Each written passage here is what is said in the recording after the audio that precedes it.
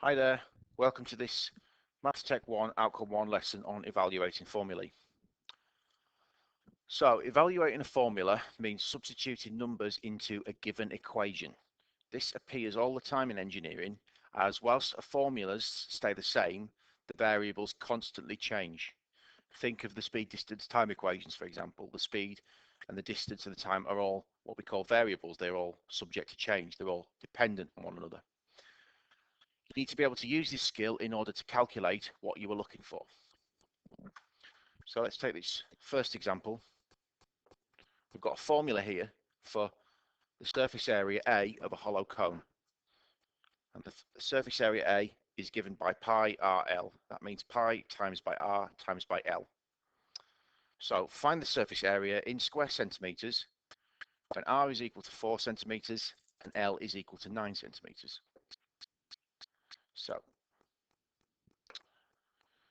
firstly, let's just recap. Pi RL means pi times by R times by L. And you can use the pi button on your calculator if you wish. On the Casio calculator, pi is found by doing shift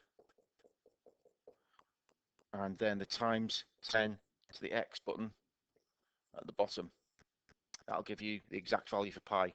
Otherwise, you can use pi to be 3.142.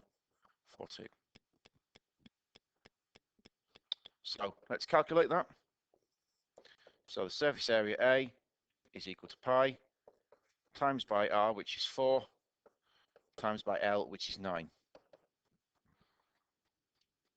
So just type that into my calculator. And depending on your calculator setting, it might come out as 36 pi, which we can't write. We need to write it to a rounded number. And that is equal to 113.10 square centimeters. To get from the 36 pi to that number there, if you press the button above the delete button, which looks like this, S to D,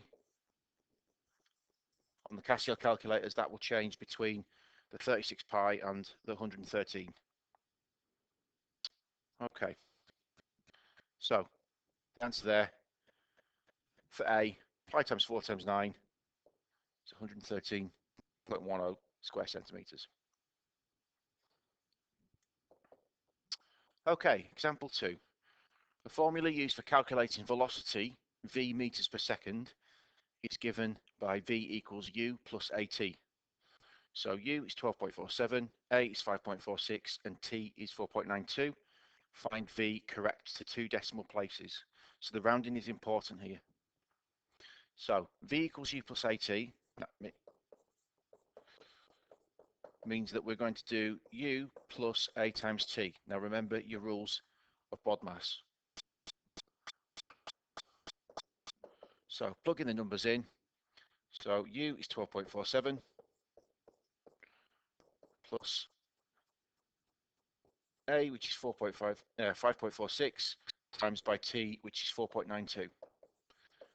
Now you can plug that in your calculator all in one go, but if you're doing your BODMAS, remember to do the multiply before the add. So 5.46 times 4.92 is 26.8632. And then finally, we add those together, which is 39.3332. But the question says find correct to 2 decimal places. Just make sure that you then round that correctly, because that's what the question asks for. It's 39.33 to 2 decimal places. There's no units given, so you can just leave it without. Okay, moving on to the next example. So, example 3, the time, t seconds, of a swing of a simple pendulum is given by the formula t equals 2 pi times by the square root of L divided by G. Find the time to 3 decimal places given that L is 13 meters and G is 9.81 meters per second squared. So what this formula means, 2 pi root of L over G, that means we're going to do 2 pi times by the square root of L divided by G.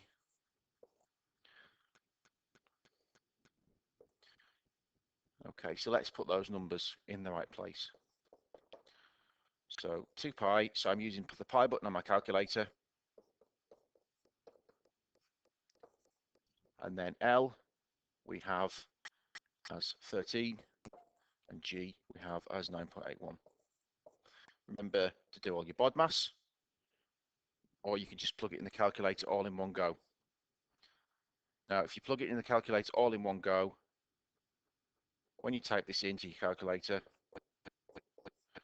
press the square root button, and then you will need to put a bracket around 13 divided by 9.81, like so. Okay, and the calculator will take care of all the BODMAS for you, provided you enter it correctly.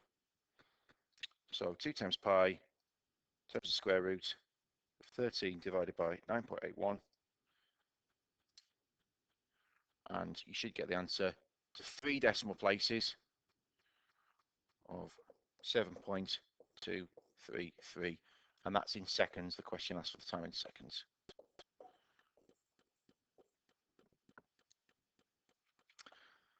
Okay. Moving on to example 4. So, example 4, a formula for resistance variation with temperature is given as R equals R naught times by 1 plus alpha T. So, R naught is 15.42 ohms, alpha is 0.00270, and T 78.4 degrees C. Evaluate R correct 2 decimal places. So R is equal to R naught times by, and the bracket is 1 plus alpha times by T. So again, we just need to plug the numbers in the right place. So R naught is 15.42 times by, and then we've got this 1 here, that's just part of the formula, plus, and then alpha is 0.00270 times by T, which is 78.4. Again, if you plug this in your calculator all in one go, in the right way, the calculator will take care of the BODMAS for you. So let's just do that. And what you should get when you type that in is to 2 decimal places, 18.68, and that will be in ohms.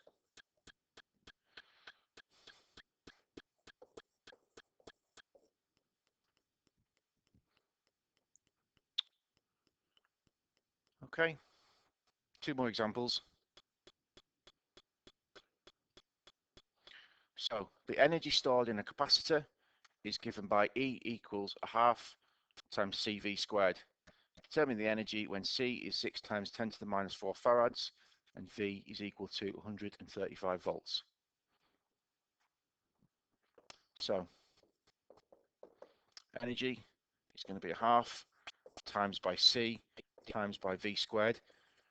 Now it's only the V that is being squared there. It is not the C times the V and then square it. Okay, that would be in a bracket. So just be careful. So plug in these numbers in the right way. So you can use a half on your calculator, or you can use 0.5, whichever you prefer, times by C. So that number is in scientific notation, which you should know how to do. And then times by V squared. So that's 135 squared.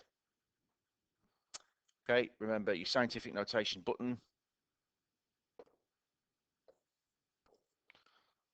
is going to be the times 10 to the x button, and then minus 4. That's how you would type that in on your calculator. So if you just do that calculation,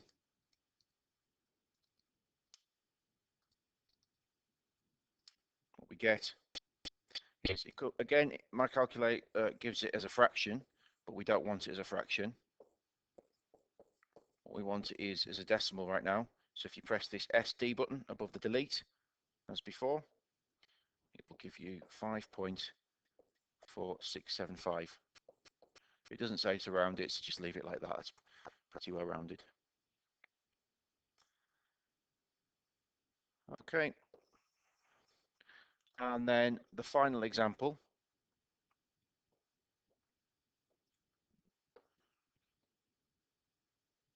So, given that A is 0.235, B is 12.54, and C is 2.579, evaluate P with this formula here. P is equal to square root of AB over C plus C over B. So I'm just going to jump straight to put the numbers in. So it's the square root of the whole thing as well, because the square root is over everything. So the square root 0.235 times by B, which is 12.54, over C, which is 2.579, plus C over B, which is 2.579 over 12.54, square root of that. And I'm going to work out each fraction separately here. Again, if you know how to use your calculator properly, you can be able to do that all in one go. But I'm going to just do the first fraction. So 0.235 times by 12.54 divided by 2.579. And that gives me 1.1427. Notice that I'm working to at least 4 decimal places if I'm having to round within a question. For the second fraction, 2.579 divided by 12.54 is 0.2057, 4 decimal places, and then I need to add that and square root it. So add it first. 2057, which is 1.3484, and then we need to square root that, which is 1.1612 to 4 decimal places. If it's not given and you need to round it, you want it to be at least to 2 decimal places, absolute minimum. Okay, because the more decimal places you have, the more accurate your answer will be. So now we've seen those examples, I would like you to do an exercise for me, please. So if you go into Moodle, and if you look at your Maths Technician 1 course on Moodle, in the first outcome here where it says evaluation and transposition, if you click on the evaluation worksheet,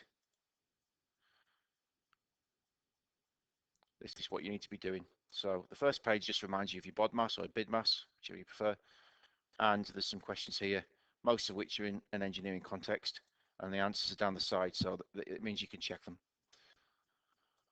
Okay, so if you've got any questions, please save them till the next Teams meeting or send me an email. Thanks now, bye-bye.